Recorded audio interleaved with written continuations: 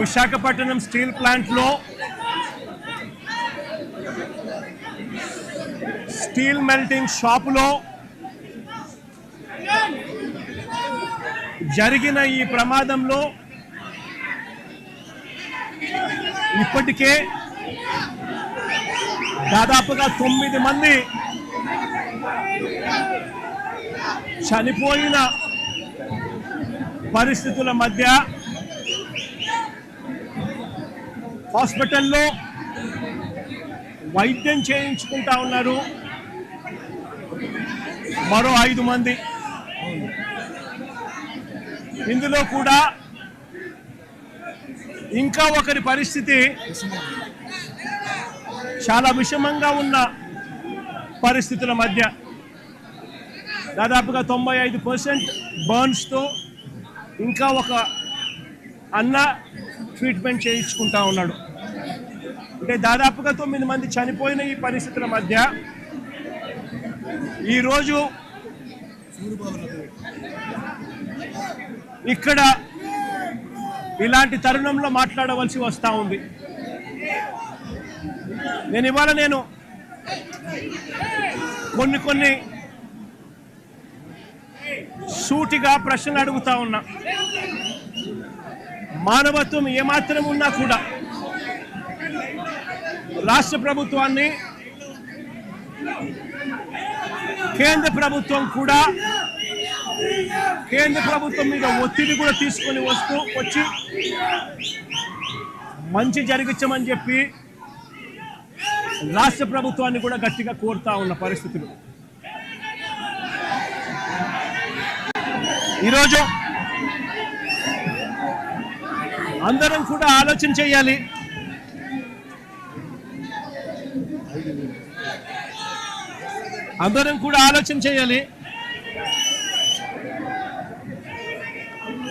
ఈరోజు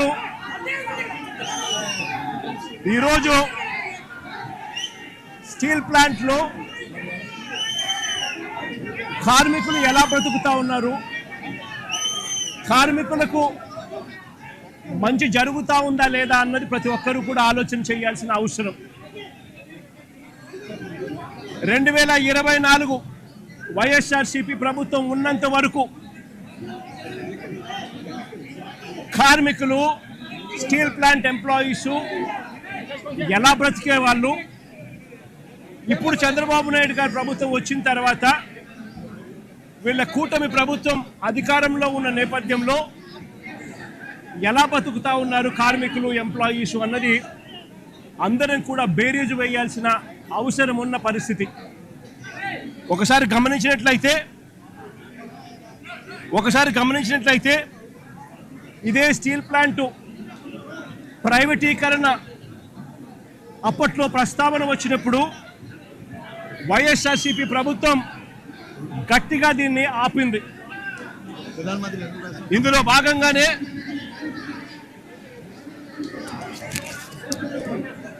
భాగంగానే అప్పట్లో 2021 మార్చి 9వ తారీఖున ప్రధానమంత్రి గారికి లేఖలు కూడా రాశాం.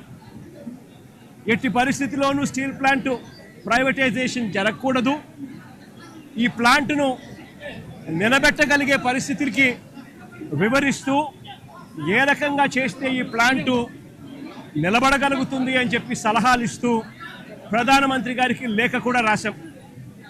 9వ తారీఖున లేఖ రాశాం. అదే మాదిరిగా ఫిబ్రవరి 6 కూడా 2వ లేఖ కూడా రాశాం.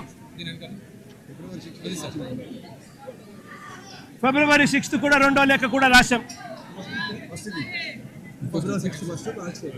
ఫిబ్రవరి 6, మార్చి 9. అది చూపించు.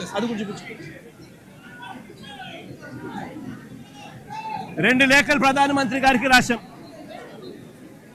ఫిబ్రవరి 6, మార్చి 9. దీని తర్వాత మేలో 2021 మేలో ఏకంగా అసెంబ్లీలో తీర్మానం చేశాం. ఇది అసెంబ్లీలో తీర్మానం చేసిన minutes.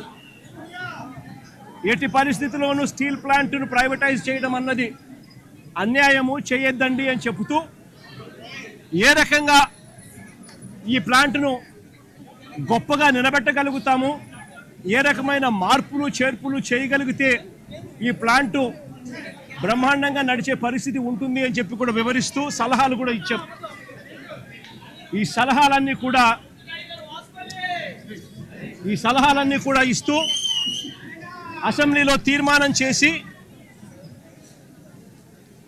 therefore the House unanimously resolves to oppose the decision of the Government of India on strategic disinvestment of Government of India's shareholding in RINL Visakhapatnam, along with the management control by way of privatization. Also resolved to request the Government of India to consider the measures suggested by the Honorable Chief Minister of Andhra Pradesh in his letter dated 6th February 2021 and 9th March 2021 to make RINL profitable and remain the pride of Telugu people and the state of Andhra Pradesh. ఈ మాదిరిగా అసెంబ్లీలో తీర్మానాలు సైతం చేసి ప్రైవేటైజేషన్ను అడ్డుకోగలిగాం, ఆపగలిగాం, ఎంప్లాయీస్కు తోడుగా నిలబడగలిగాం. అంతేకాదు ప్రధానమంత్రి గారు విశాఖపట్నం వచ్చినప్పుడు నవంబర్ 12, 2022 సాక్షాత్తు ప్రధానమంత్రి గారి సమక్షంలోనే ప్రైవేటైజేషన్కు ఆపండి అని చెప్పి కూడా ప్రధానమంత్రి గారిని కోరడం కూడా జరిగింది. పబ్లిక్ మీటింగ్లో ప్రధానమంత్రి గారి సమక్షంలోనే. నేను చెప్తా ఉన్నా, ఆ వాలెట్కి వైఎస్ఆర్ కాంగ్రెస్ పార్టీ అంత గట్టిగా ఎంప్లాయీస్కు తోడుగా ఉన్నది కాబట్టి, అంత గట్టిగా నిలబడింది కాబట్టి ఆ రోజు 28,000 మంది ఉద్యోగస్తులు పనిచేస్తూ ఉన్నారు వైఎస్ఆర్ కాంగ్రెస్ పార్టీ ప్రభుత్వం దిగిపోయే నాటికి. నేను అడుగుతా ఉన్నా, ఈరోజు పరిస్థితి ఏమిటి అనంటే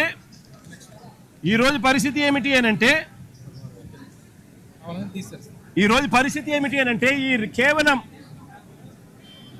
ఈ 2 సంవత్సరాల కాలంలోనే ఏకంగా 28,000 మంది పనిచేస్తూ ఉన్న ఈ సంస్థలో కాంట్రాక్ట్ అయితేనేమి, పర్మనెంట్ ఎంప్లాయీస్ అయితేనేమి, రెగ్యులర్ ఎంప్లాయీస్ అయితేనేమి 28,000 పనిచేస్తూ ఉన్న పరిస్థితుల మధ్య 2024 మన ప్రభుత్వం దిగిపోయే నాటికి ఈ 2 ఏళ్లలో ఏకంగా 10,500 మందిని తీసేశారు. కాంట్రాక్ట్ ఎంప్లాయీస్ని 6,500 మందిని తొలగించారు. విఆర్ఎస్ ప్రకటించి బలవంతంగా విఆర్ఎస్ తీసుకునేట్టుగా ఒత్తిడి తీసుకొస్తూ మరో 1,800 మందిని తప్పించారు. రిటైర్ అయిపోయిన వాళ్ళు మరో 2,500 మంది, దాదాపుగా 10,500 ఈ 2 ఏళ్లలోనే తొలగించడం జరిగింది, తీసేయడం జరిగింది. ఈ రకరకాల కారణాల వల్ల ఈరోజు ఎంప్లాయీ స్ట్రెంత్ కేవలం 17,000కు మాత్రమే 16,000కు మాత్రమే పడిపోయి ఉన్న పరిస్థితులు. ఆశ్చర్యం ఏమిటి అనంటే ఈ 16,000 మంది ఎంప్లాయీస్ను పరిస్థితి ఎలా ఉంది అని చెప్పి కూడా ఒకసారి గమనించినట్టయితే 4.5 నెలల జీతాలు పెండింగ్, 4.5 నెలల జీతాలు పెండింగ్. మరో వంక ఎప్పుడూ చూడని విధంగా, దేశంలో ఎక్కడ జరగని విధంగా మొట్టమొదటిసారిగా ఉద్యోగస్తుల జీతాలు ప్రొడక్షన్ లింక్డ్ ప్రొడక్షన్ లింక్డ్ జీతాలకు ముడిపెట్టారు. అంటే ప్రొడక్షన్ ఈ మేరకు వస్తేనే మీకు ఈ మేరకు జీతాలు వస్తాయి, ప్రొడక్షన్ ఈ మేరకు రాకపోతే మీకు జీతాలు ఈ మేరకు రావు అని చెప్పి మొట్టమొదటిసారిగా ప్రొడక్షన్ లింక్డ్ జీతాలు ఇవ్వడం కూడా ఈ 2 ఏళ్లలోనే మొదలైంది. నిజంగా దేశంలో కూడా ఎక్కడ జరగదు. ఎవరైనా పర్మనెంట్గా ఎంప్లాయీ ఎక్కడైనా ఉన్నా వాళ్లకు జీతం ఎంత ఉంటే అంత జీతం ఇస్తారు. ఇక్కడ మాత్రమే ప్రొడక్షన్ ఇంత ఉంటేనే జీతం మీకు ఇంత వస్తుంది అని చెప్పి చెప్తా ఉన్న పరిస్థితులు ఇక్కడ మాత్రమే చూస్తూ ఉన్నాం. మొట్టమొదటిసారిగా ఈ 2 ఏళ్లలోనే, అంతకు ముందు వరకు వైఎస్ఆర్సీపీ ప్రభుత్వం ఉన్నంత వరకు ఎంప్లాయీస్కి క్వార్టర్స్లో కరెంటు బిల్లు 50 పైసలు మాత్రమే వసూలు చేస్తూ ఉన్న పరిస్థితి. ఈ 2 ఏళ్లలో ఈ ప్రభుత్వం వచ్చిన తర్వాత ఏకంగా కరెంటు బిల్లు యూనిట్కు ₹8.50 పెంచారు. అంటే ఎంప్లాయీస్ క్వార్టర్స్ ఖాళీ చేసి వెళ్ళిపోమని చెప్పి ఎంప్లాయీస్ మీద ఒత్తిడి తీసుకొచ్చి ఇంకొక కార్యక్రమానికి శ్రీకారం చుట్టారు. ఎంప్లాయీస్కి ఎవరికి కూడా ఈ 2 సంవత్సరాల కాలంలో ఇంతవరకు no bonus, no medical facilities, no HRA, no LTC, no LLTC, no leave encashment, no incentives. నిజంగా ఈ మాదిరిగా ఎంప్లాయీస్ను దారుణమైన పరిస్థితిలో ఇవాళ ఇక్కడ ఉద్యోగాలు చేసే పరిస్థితిలోకి వచ్చినారు ఈ 2 ఏళ్లలోనే. ఆశ్చర్యం కలిగించే విషయం ఇంకోటి ఏమిటంటే 11,440 కోట్ల ప్యాకేజ్ ఇచ్చినాము అని చెప్పి నిన్న ఈ మధ్యకాలంలో మంత్రులు వచ్చిన వాళ్ళు, చంద్రబాబు నాయుడు గారు సుపుత్రుడు ఇంకా ఇతరాత్ర మంత్రులు ఎవరైతే వచ్చినారో వాళ్ళంతా కూడా మాట్లాడడం జరిగింది. ఈ 11,440 కోట్ల ప్యాకేజ్ ఏదైతే ఉందో ఈ ప్యాకేజు ఈ కంపెనీలో, ఈ స్టీల్ ఫ్యాక్టరీలో మెయింటెనెన్స్ కోసమో లేకపోతే సేఫ్టీ పారామీటర్స్ పెంచడం కోసమో, ఎఫిషియన్సీ ఇంప్రూవ్మెంట్ కోసమో తీసుకొచ్చింది కాదు. ఈ 11,440 కోట్ల ప్యాకేజ్ ఇచ్చింది ఎందుకు అని అంటే విఆర్ఎస్ పంపించడం కోసం, జిఎస్టీ బకాయిలు కట్టించుకునే దానికోసం, బ్యాంకు లోన్లు కాస్తో కూస్తో తగ్గించుకునే దానికోసం, దీనికోసం ఖర్చు చేసేందుకు ఈ ప్యాకేజ్ ఇచ్చారే తప్ప దీంట్లో సేఫ్టీ పారామీటర్స్ని పెంచేందుకు కానీ, మెయింటెనెన్స్ కోసం కానీ, ఎంప్లాయీస్ బాగోగుల కోసం కానీ వీటి కోసం కాదు ఇచ్చింది ఈ ప్యాకేజ్. ఇంకా ఆశ్చర్యకరమైన విషయం ఏమిటి అని అంటే ఇప్పుడు జరిగిన ఈ ఇన్సిడెంట్ నిజంగా అన్నిటికన్నా బాధ కలిగిస్తుంది. ఎందుకనంటే ఒక ఘటన జరిగింది. ఆ ఘటన ఎందుకు జరిగింది అని చెప్పి చూస్తే ఈ ఘటన ఎంప్లాయీస్కి సంబంధించి ఎటువంటి దోషము లేదు, ఎంప్లాయీస్ చేసిన తప్పిదం ఎక్కడా లేదు. మరి ఈ ఘటన ఎలా జరిగింది అని అంటే ఈ లిక్విడ్ మెటల్ అనేది ఏదైతే ఉందో అది బకెట్లలో పోసి ట్రాన్స్పోర్ట్ బకెట్లలో పోస్తూ ఉన్న ఈ లిక్విడ్ మెటల్ ఏదైతే ఉందో ఆ లిక్విడ్ మెటల్ అన్నది పొంగి బ్లాస్ట్ అయ్యి దానివల్ల చనిపోవడం జరిగింది. మరి ఎందుకు ఈ పాట్లో పోస్తూ ఉన్న ఈ లిక్విడ్ మెటల్ ఎందుకు బ్లాస్ట్ అయింది అని అంటే మిక్స్ ప్రాబ్లం ఉంది.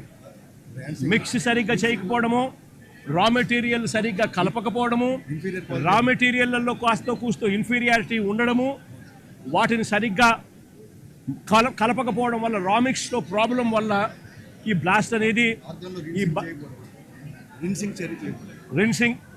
రిన్సింగ్ సమస్యలు వీటి అన్నిటి వల్ల ఎంప్లాయీకి అనేది ఎక్కడ తప్పు లేకపోయినా కూడా బ్లాస్ట్ జరిగి ఈ ఇన్సిడెంట్ చోటు చేసుకుంది. నేను అడుగుతా ఉన్నా, ఇలాంటి ఘటనలో మానవత్వం చూపించాల్సిన చోట, హ్యూమానిటీ చూపించాల్సిన చోట ఈ రాష్ట్ర ప్రభుత్వాలు, ఈ కేంద్ర ప్రభుత్వాలు వీళ్ళు స్పందిస్తూ ఉన్న తీరు నిజంగా నిజంగా అమానవికంగా ఉంది, మానవీయంగా కూడా లేదు. ఆలోచన చేయమని అడుగుతా ఉన్నాను నేను. ఇక్కడే ఇంకొక విషయం కూడా చెప్పాలి. నా పక్కనే పేరేం పేరమ్మా? మీ పేరేం పేరు? నా పక్కన ఇక్కడే భాగ్యశ్రీ అని ఓ బాధితురాలు. ఈ బాధితురాలు వాళ్ళ నాన్న పెంటయ్య అన్న.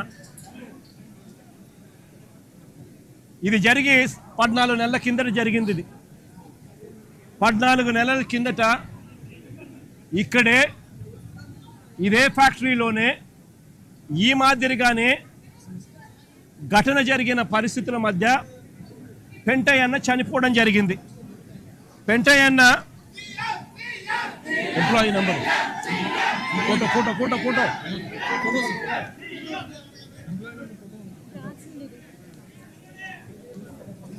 ఈ పెంటయ్యన్న employee number 124185, permanent employee, regular employee. SMS 2లో పనిచేస్తూ ఉన్నాడు, మాస్టర్ టెక్నీషియన్గా పనిచేస్తూ ఉన్నాడు. చనిపోయింది 1/4/2025, 1/4/2025, 1 April 2025 చనిపోయాడు. నేను అడుగుతా ఉన్నా, ఈ పెంటయ్యన్నకు కూతురు, ఇదిగో ఐడి కార్డు, ఈ పెంటయ్యన్నకు కూతురు పేరేం పేరుమా? భాగ్యశ్రీ కూతురు, కొడుకు ప్రసాద్, నవీను ప్రసాద్. చనిపోయినప్పుడు ఉద్యోగాలు ఇస్తామన్నారు, నెలలోనే ఉద్యోగం ఇస్తామన్నారు పిల్లలకు, కాంపన్సేషన్ ఇస్తామని చెప్పినారు. ఇంతవరకు కాంపన్సేషన్ ఇవ్వాల, ఇంతవరకు జాబ్ లేదు. జాబ్ అడిగితే, కాంపన్సేషన్ అడిగితే నిర్దాక్షిణ్యంగా ఫైల్ పోయింది అని చెప్తా ఉన్నారు. నిజంగా ఆలోచన చేయమని అడుగుతా ఉన్నాం.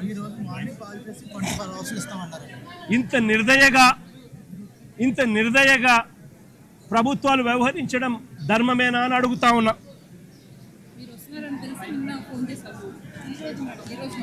సిమిలర్గా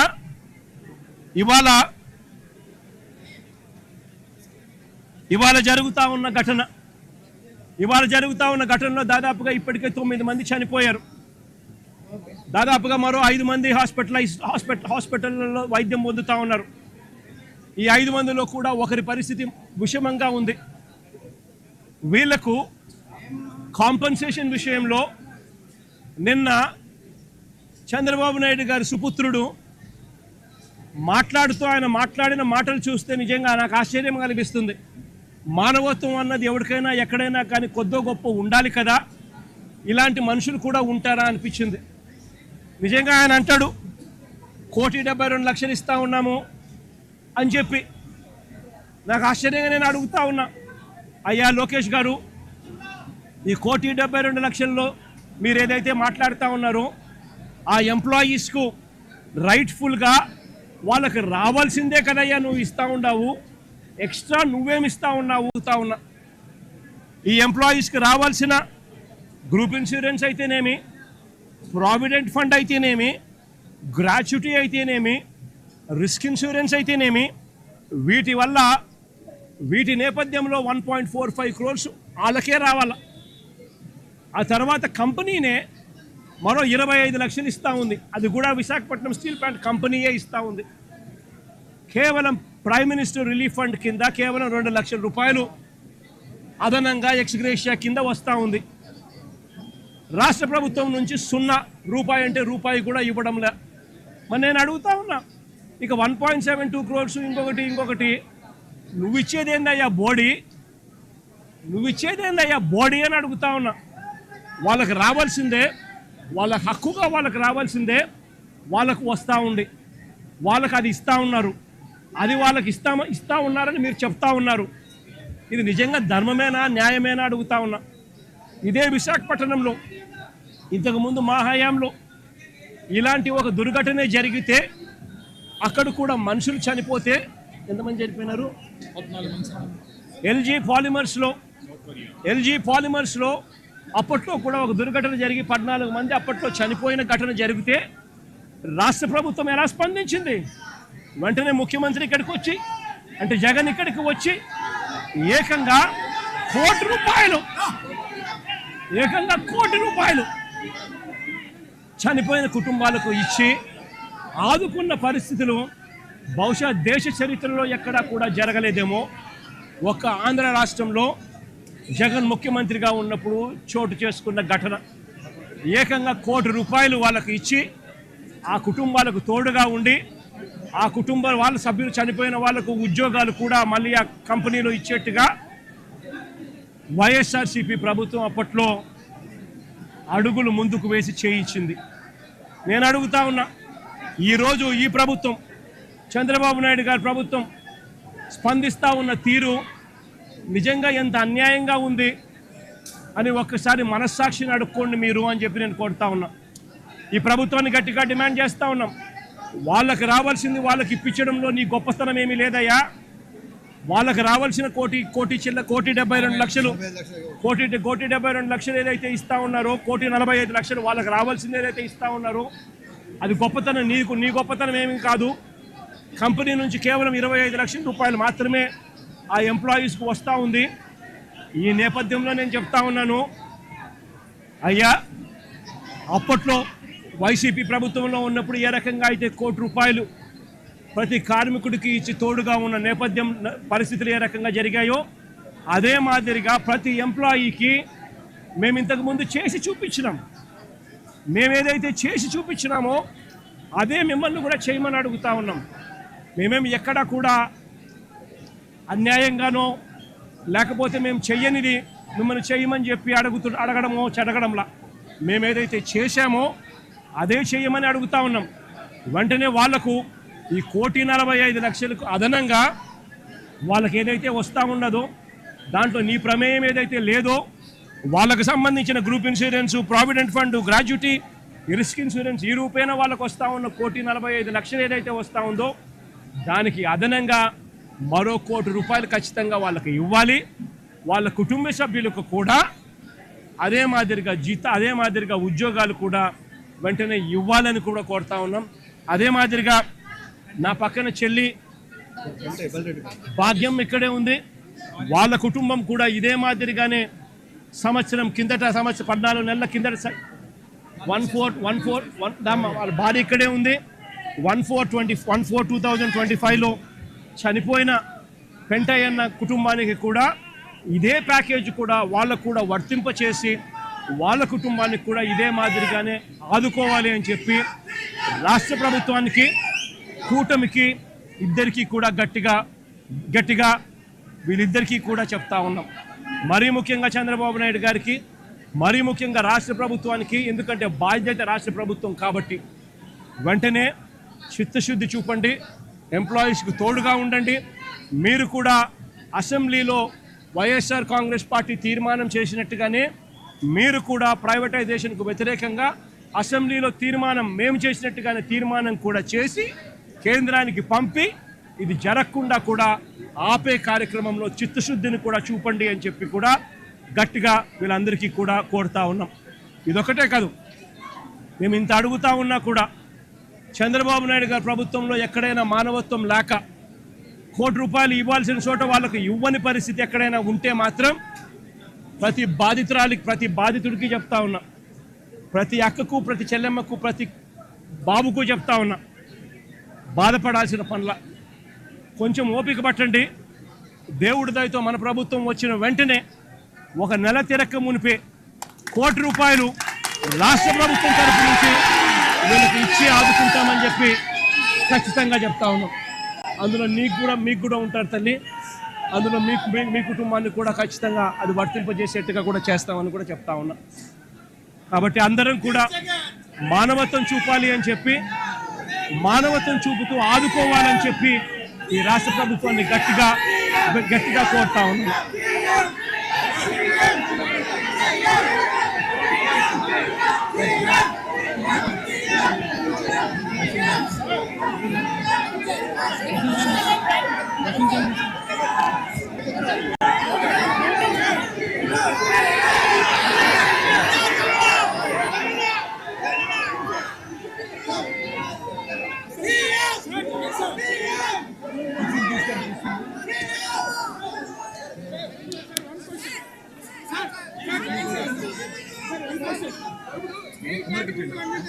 వైసీపీ ఆధ్వర్యంలో ప్రైవేట్ కాకుండా మీరు చూసారని చెప్తున్నారు